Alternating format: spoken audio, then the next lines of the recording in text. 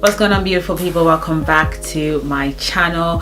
We are on the Unequally Yoked relationship part 3. If you haven't watched part 1, make sure you watch part 1 because I've done the introduction there.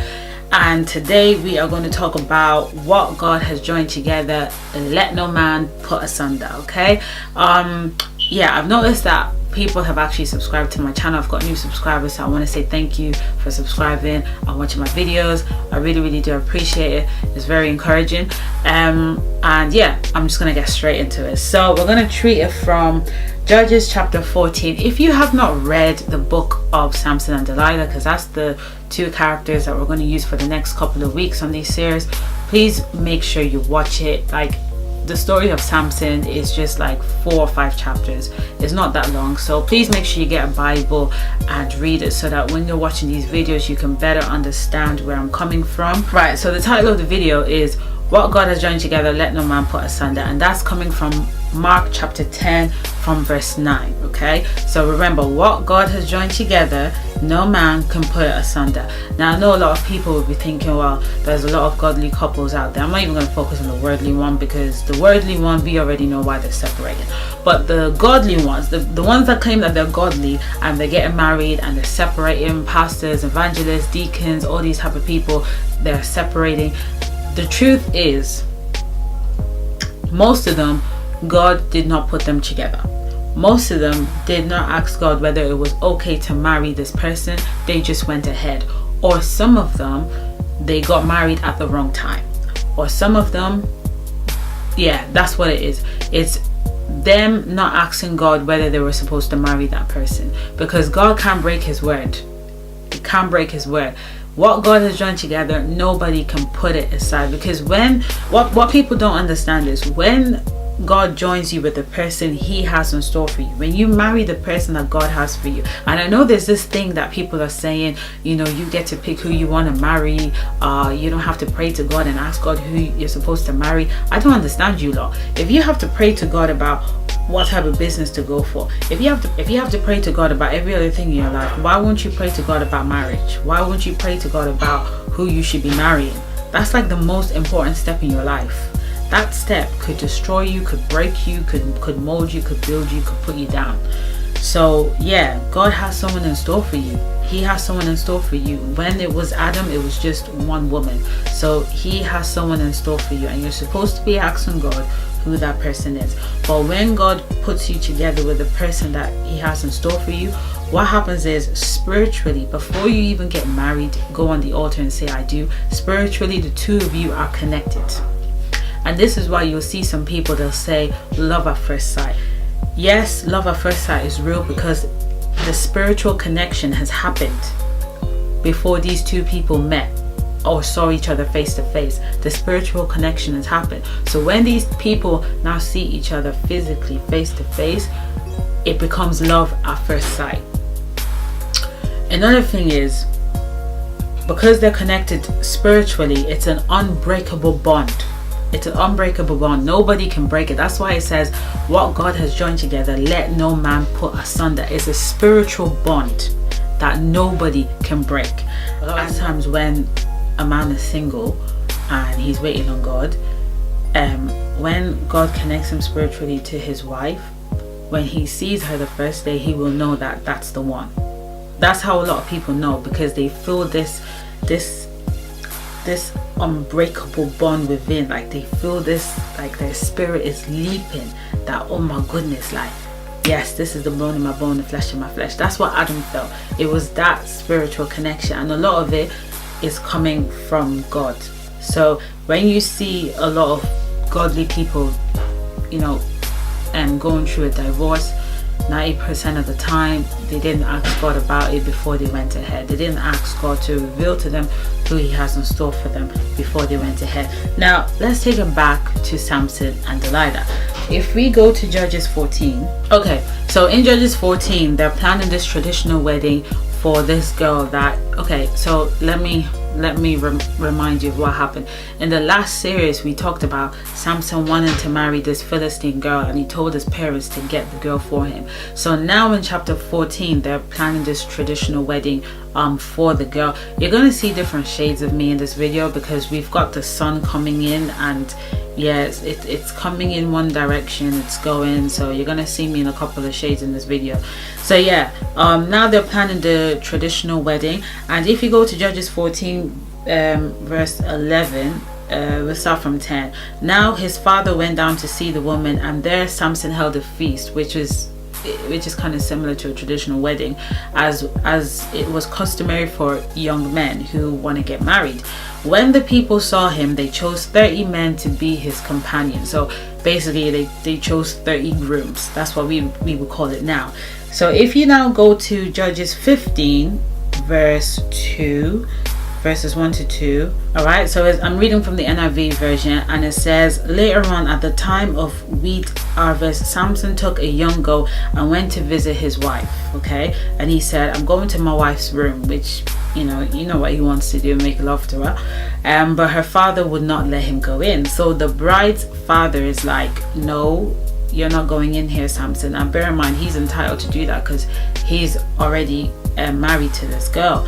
And then verse 2 says, I was so sure you hated her, he said, that I gave her to your companion. Isn't her younger sister more attractive? Take her instead. This is her dad saying that. This is her dad telling Samson that he gave his daughter, the lady that Samson married, to one of Samson's groom to sleep with her, and that Samson should take her younger sister because her younger sister is more attractive. What type of father does that, huh? What type of dad does that? So this is the thing about unequally yoked relationship. Because God did not put you together, something and someone is going to put you asunder.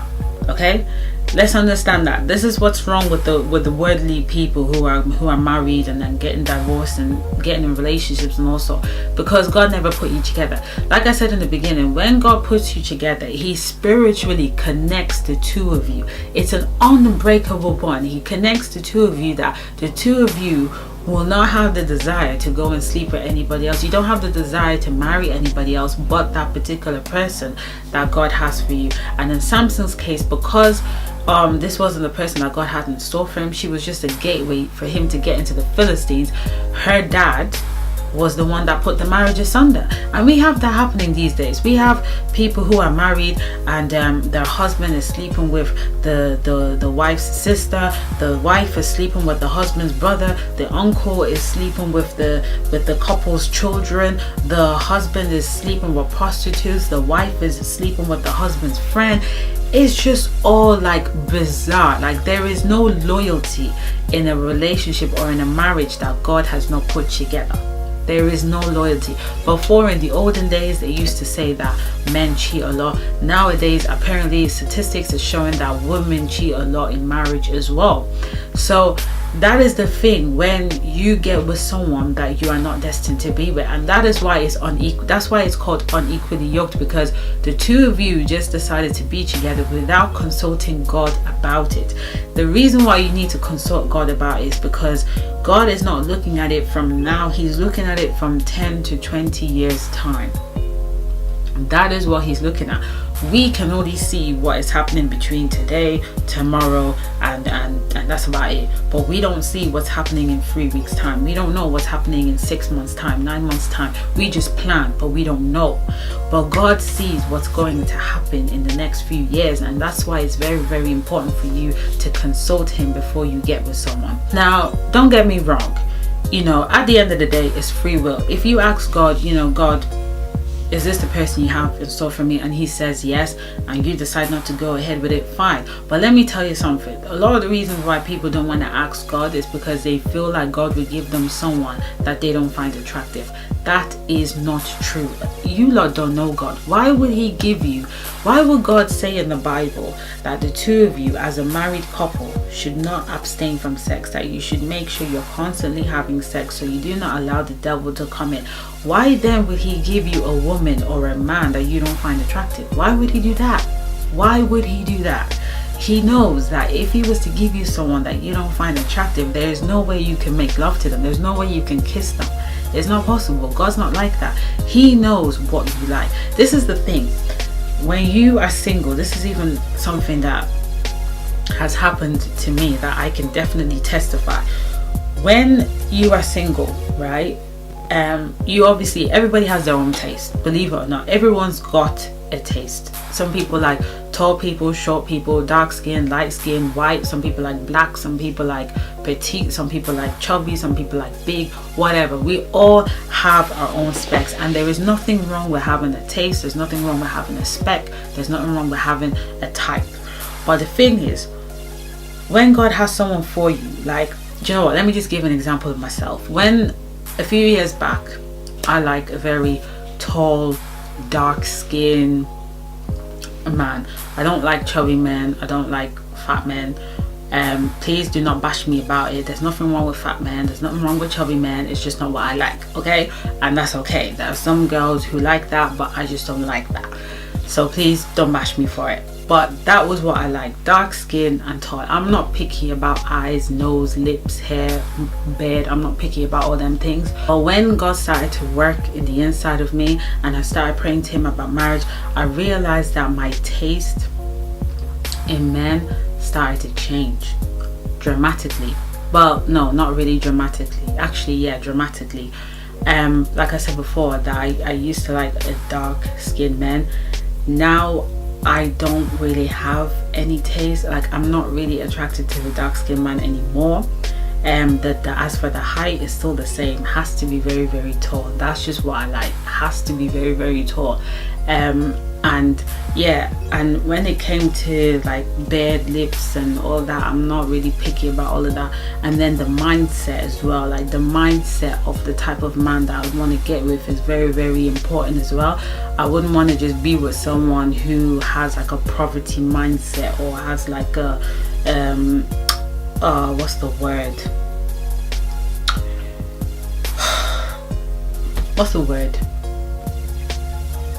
more like a business mindset, if you know what I mean. The things that I wanted eternally has changed. You know, before, when you used to see a guy who's all fashionable and he's got saggy jeans and some chains on his side of his jeans, and walking with glasses and puff jacket and all that, I used to find that attractive when I was young. Now I no longer find that attractive. I'm more into the classy look, the neat, smell good, look fresh, that kind of thing. It changes. That's what happens when you come to Christ and you start praying to him about marriage. He begins to change your taste little by little on some things, not all things, but some things, so that your taste can match the person that he has in store for you. Do you get me? The reason why he's doing that is so that your taste can match the person that he has in store for you. Some of you, the type of men that you were attracted to when you were 16 is not the type of men that you're attracted to now that you're 21.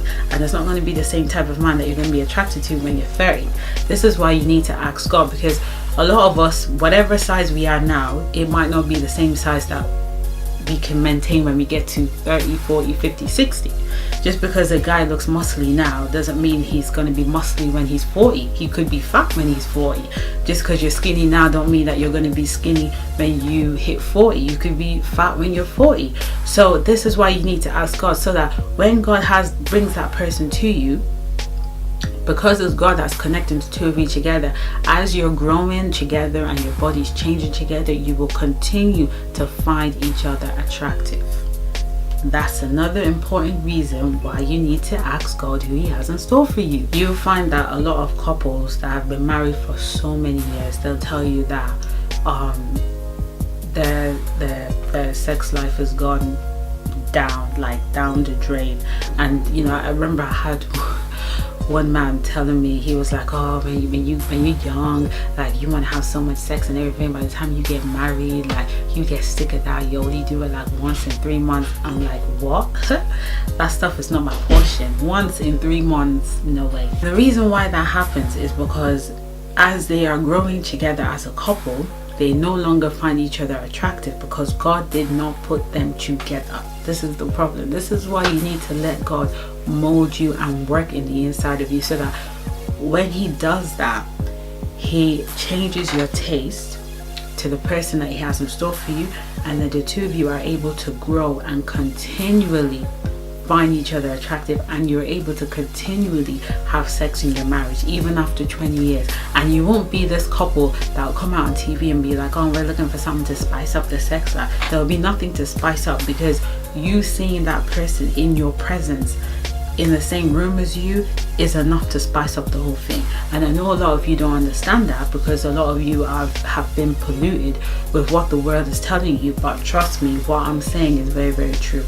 So that is pretty much it for this video. I hope this video has blessed you. I hope you all have learned a lot in this video, and I really hope that as you watch this video, you're going to really inquire from God who he has in store for you, and you're going to wait for that person. Just because God says this is the person you're going to get married to, you have to wait for God to give you the green light to go ahead. You have to wait for God to make it happen. Don't just think it's going to happen ASAP like that.